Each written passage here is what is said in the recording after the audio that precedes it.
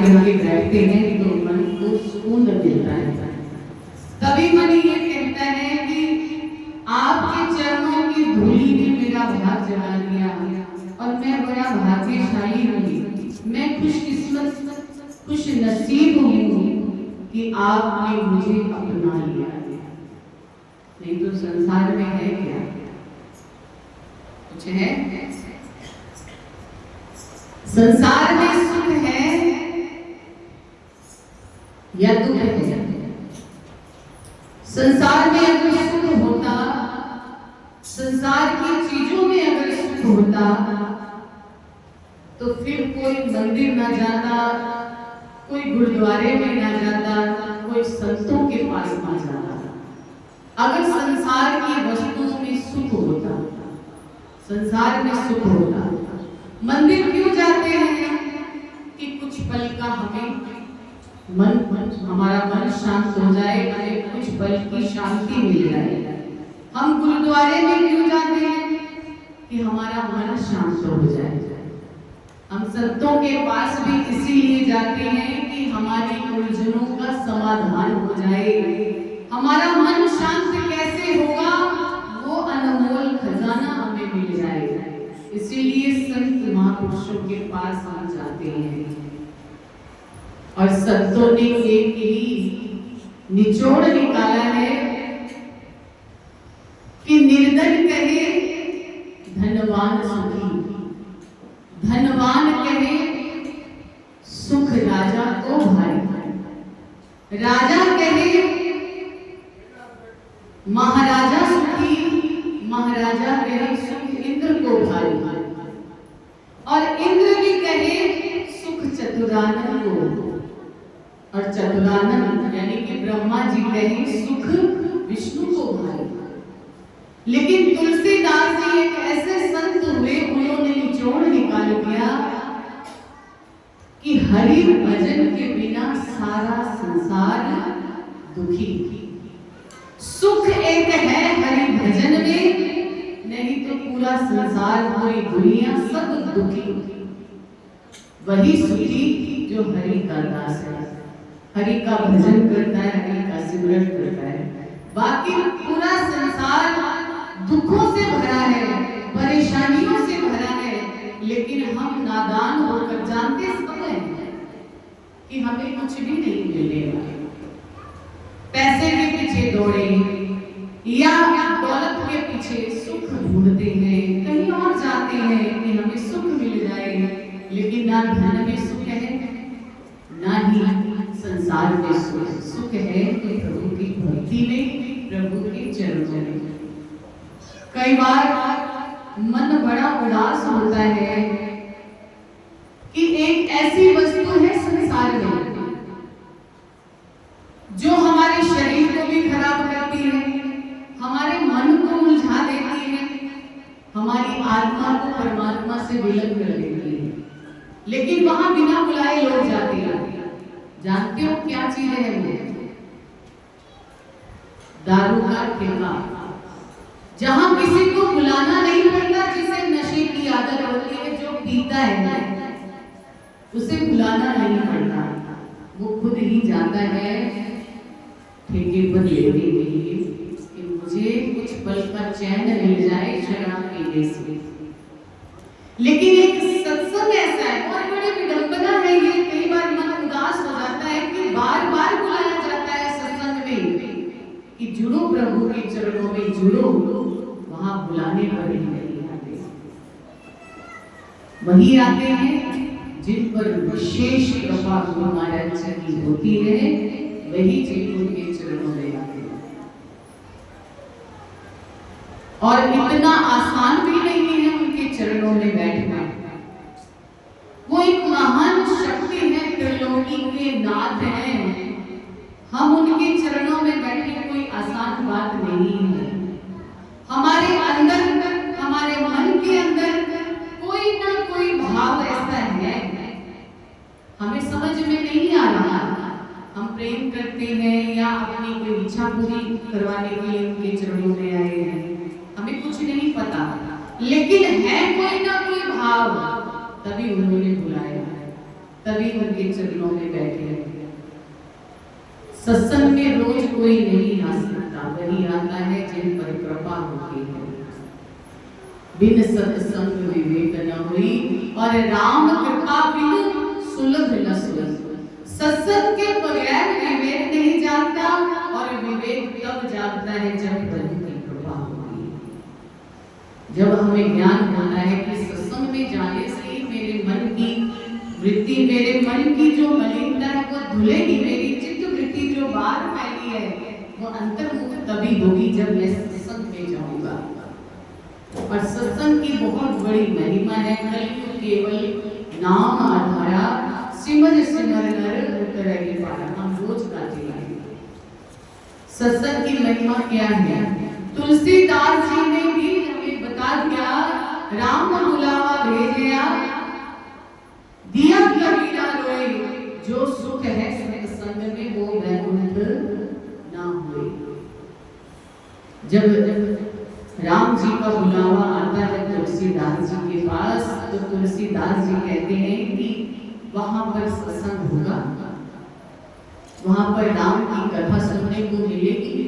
बोले नहीं, वहां तो प्रभु राम ही मिलेंगे, सत्संग नहीं मिलेगा, संगत नहीं मिलेगी, भक्त नहीं मिलेंगे, वहां सिर्फ और सिर्फ प्रभु मिलेंगे। तब तुलसीदास जी रोने लगे कि मुझे वहां नहीं जाना जहां सत्संग ना हो, जहां कोई भक्त ना हो। एक भक्त दूसरे भक्त के अंदर भक्ति को जागृत करता है। अगर भगवान के दर्शन रोज रोज करेंगे, तुलसीदास जी महाराज कहते हैं, अगर भगवान के मैं रोज दर्शन करूंगा तो मेरे अंदर की जो प्यास है वो तो बुझ जाएगी, मेरे अंदर की जो तड़पन है वो खत्म हो जाएगी। इसीलिए मैं तड़पना चाहता हूं प्रभु के प्रेम में। मुझे वैकुंठ में कुछ सुख की चाहना नहीं है, मैं यहीं रह करके प्रभु का भजन, प्रभु का स्मरण, प्रभु का सत्संग करना चाहता हूँ। हनुमान जी को भी प्रभु ने कहा, तब हनुमान जी ने भी यही कहा था कि प्रभु जहाँ आपकी कथा होगी मुझे वहीं रहना स्वीकार है, आपके संग जाना स्वीकार नहीं। तो सत्संग की महिमा क्या है आप सुन रहे हैं। हमें गुरुदेव भगवान हमें ये सिखाते हैं कि अगर सत्संग में बार बार आएंगे, हम चाहे कुछ ना करें, उनके सामने ही बैठे रहेंगे, भजन ना गाएं ना सुनाएं, लेकिन उनके सामने तो बैठे, उनकी दृष्टि हम पर पड़ रही है, हमारे मन की मलिनता धोई जा रही है, मन हमारा शुद्ध होता जा रहा है और निर्मल मन जन सो मोहि पावा। भगवान ने कहा कि जिसका मन निर्मल हो जाता है वही मुझे पाता है।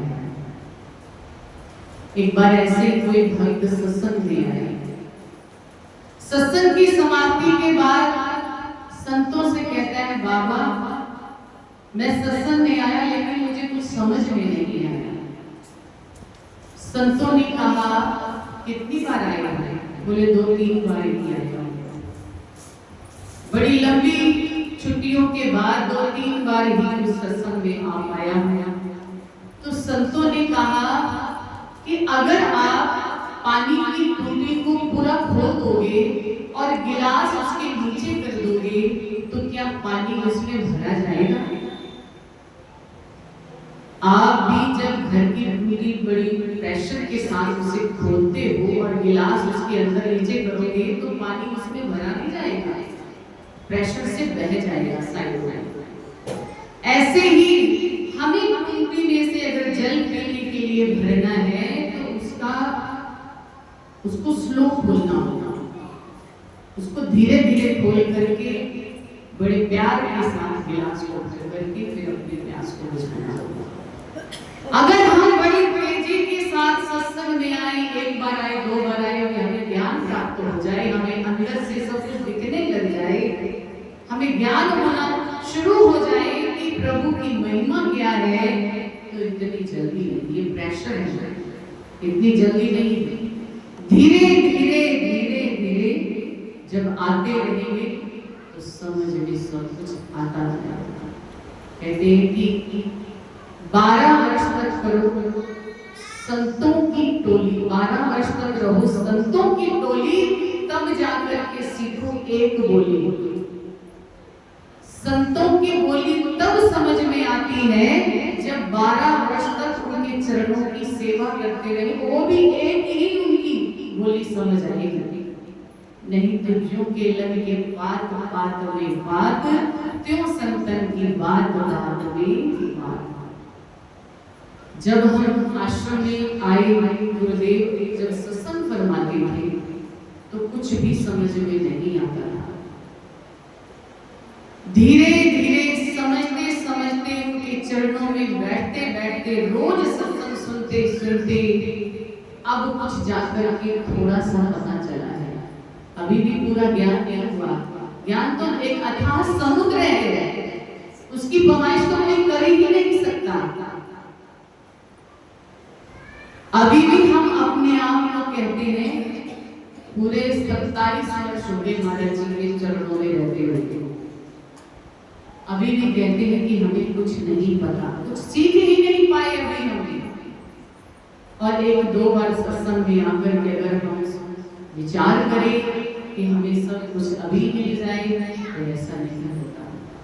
कई बार गुरु दरबार में चालीसा करने की परंपरा है। जैसे कि परंपरा क्या मतलब कि एक नियम बना दिया जाता है कि 40 दिन दरबार में आओ तो आपकी मनोकामना पूर्ण हो जाएगी। ये कहने का भाव यही होता है कि जब आप 40 दिन दरबार में आओगे तो आपको थोड़ा थोड़ा प्रेम तो गुरु महाराज जी से हो ही जाएगा, और 40 दिन के बाद आपका दरबार में आना छूटेगा नहीं। एक दरबार में जोड़ने का ये नियम बनाया है, लेकिन सोचते हैं हम कि 40 दिन होने वाले, बस हमारा काम पूरा होने वाला है। ऐसा नहीं। 40 दिन जो दरबार में आ जाए उसका तो जीवन ही बदल जाता है। कहते भजन गाते ना, पहली बारी आई सी मैं संतां दे बेड़े विच, दूजी बारी आ गई मैं संतां दे बेड़े विच, तीजी बारी संतां ने प्यार ऐसा पा लिया, माए की माए मैनू, माए की माए मैनू मस्त बना लिया, कि मुझे ऐसा मस्त अपने घेरे में लिया। पहली बार आए थे तो संतां ने घेरे चाहिए, उनके दरबार में आए। दूसरी बार अपना उन्होंने बना लिया, यानी कि गुरु दीक्षा देना। तीसरी बार तो अपने जोगा छोड़ा ही नहीं, फिर ऐसा मस्त बनाया, ऐसा मस्त बनाया कि दुनिया की सारी मस्तियां पीछे छूट गई और हरि नाम की मस्ती का रंग ऐसा चढ़ा कि मन झूमता ही रहा। इसलिए ये मस्ती बहुत मीठी और अच्छी है। कहते हैं कि विक्षोभों का दुख जो होता है ना, वो मीठी मीठी तड़प देता है। जब हमें किसी से प्रेम हो जाता है और वो हमें मिल ना पा रहा हो, उम्मीद लगी हो कि वो मिलेगा जरूर, तड़पन ऐसी होती है, लोगों को लगता है कि ये बड़ा दुखी है, आंखों में से आंसू निकलते हैं, दिल तड़पता रहता है, घर में चैन नहीं आती। लोग कहते हैं इसको रोग लग गया है और ये बड़ा दुखी है। लेकिन जिसे लग जाता है उससे पूछो, वो कहता है मैं दुनिया का सबसे सुखी व्यक्ति हूँ, क्योंकि मुझे प्रभु के प्रेम का रोग लगा, दूसरे रोग नहीं लगे। ये रोग हमारे शरीर को भी हस्त पुष्ट कर देता है, आत्मा को भी प्रफुल्लित कर देता है, और मन तो सदा बाहर रहता ही रहता है। ऐसा रोग अगर लग जाए तो दूसरे रोग छू नहीं सकते हमारे शरीर को, हमारी आत्मा को, हमारे मन को। एक बार लगवाना चाहिए, लगवाना बहुत जरूरी है। जिसको लग गया उसके जीवन की दिशा दशा दोनों बदल जाएंगे। अपना जीवन बदलने के लिए हमें सत्संग में बुलाया जाता है। अगर सत्संग में आकर के हमने अपना जीवन नहीं बदला तो फिर कौन सी ऐसी घड़ी आएगी जिससे हमारा जीवन बदलेगा। हमें हर वक्त प्रभु का आशीर्वाद, उनका प्यार पाने के लिए मन में तड़प पैदा करनी चाहिए, क्योंकि प्रभु का प्रेम ही हमारे लिए सबसे बड़ा खजाना है। बोलो मेरे श्री गुरु महाराज की जय, बोलो साचे दरबार की जय। आज से श्रावण मास आरंभ हुआ है। श्रावण मास की शुभ संक्रांति आदि श्रवण करते हैं। संत महापुरुषों ने हमें क्या ज्ञान दिया है। सावन सावन बरसे सब हरियाले खेत, गुरु बचनों का मेह जो देवी को सुख दे। गुरु पूर्णिमा चांद हो सेवक बने चकोर, देख देख मन हर्ष हो जो नाचत है मोर। गुरु सेवक के प्रेम को जाने गुरु का सिख, मन मूरख मुगत जो इनको मिले ना भीख। सदग्रंथों का कथन है कहता दासन दास, तन मन मानो गुरु पर चरण कमल की आस। सदग्रंथों का कथन है कहता दासन दास, तन मन मानो गुरु पर चरण कमल किया। सावन सावन बरसिया सब हरियाली खेत। आप जब अपने घर से बाहर निकलेंगे तो इस सावन के महीने में आप पाएंगे कि चारों तरफ धरती पर हरियाली ही हरियाली नजर आती है। पेड़ हो, पौधे हो, हरी हरी घास हो, सब जगह हरा हरा ये सब आपको हरियाली से ही दिखाई देगी। ये सावन महीने की पहचान है। गुरु बचनों का मेह जो प्रेमी को सुख देते। ऐसे ही जब सावन बरसता है तो धरती माँ खुशहाल हो जाती है, सुखी हो जाती है। और जो गुरुमुख होता है, जो प्रेमी होता है, जब गुरु वचनों का मेह यानी कि गुरु वचनों की जब बारिश होती है तो उसको ऐसा सुख मिलता है कि उसका तन मन भीग जाता है। गुरु पूर्णिमा चांद हो सेवक बने चकोर। और ये तब प्राप्त होता है जैसे पूर्णिमा के चांद को देखने के लिए चकोर एक टक आकाश की ओर निहारता रहता है कि कब पूर्णिमा का चांद उसे नजर आए और वह अपनी आंखों की प्यास को बुझा पाए। ऐसे ही प्रेमी को अपने गुरुदेव के चरणों पर अपनी निगाह को काम कर रखना होगा।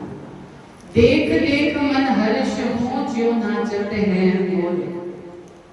मन के अंदर एक ऐसी अद्भुत खुशी हो जाती है जैसे सावन की घटा जब आती है तो मोर अपने पंख फैला करके अपनी खुशी को जारी रखते हैं। ऐसे ही मन हमारा एक मोर की तरह खुशहाल हो जाएगा, खिला रहेगा और जो नाचते हैं मोर की तरह नाच उठेगा। गुरु सेवक के प्रेम को जाने गुरु का सिख। जिसने गुरुदेव से प्रेम किया होता है ना, वही जान जाता है, वही भक्त। सिख का मतलब होता है सच्चा भक्त। वही जान जाता है जिसने अपने गुरुदेव से प्रेम किया। मन मूरख मुगद को इनको मिले ना भीख। जो मन मूरख है, जिसने सदा अपने मन की चलाई, अपने मन की मन ने कहा तो सत्संग में आ गए, मन ने कहा नहीं जाना तो नहीं गए। जिसने मन की मानी उसको भीख नहीं मिलेगी, उसको भीख भी नहीं मिलेगी। इसीलिए कहा गया है कि मन की नहीं गुरु की मानी। जिसने एक बार अपने गुरुदेव की मान ली तो मन उसके ऊपर कभी भी अपना हुक्म नहीं चला पाएगा, क्योंकि उसे पता है कि सामने वो शक्ति खड़ी है जिसका मैं मुकाबला नहीं कर सकता। इसीलिए गुरुदेव के मान करके उनके वचनों पर चलते हुए अपने जीवन को जीना है। सदग्रंथों का कथन है कहता दासन दास, तन मन वालो गुरु पर चरण कमल की आस।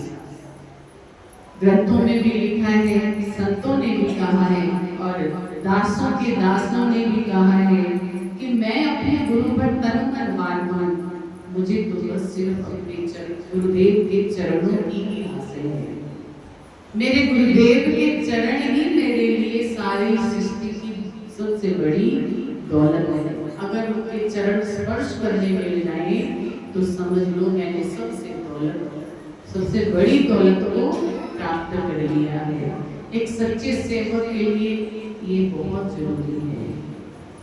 ऐसा ही होना चाहिए हमारा जीवन, तब जाकर के हमारे हृदय में सावन की तरह हमारी हृदय रूपी धरती पर भी एक बाहर आएगी जिसे हम देख देख करके खुश हो जाएंगे।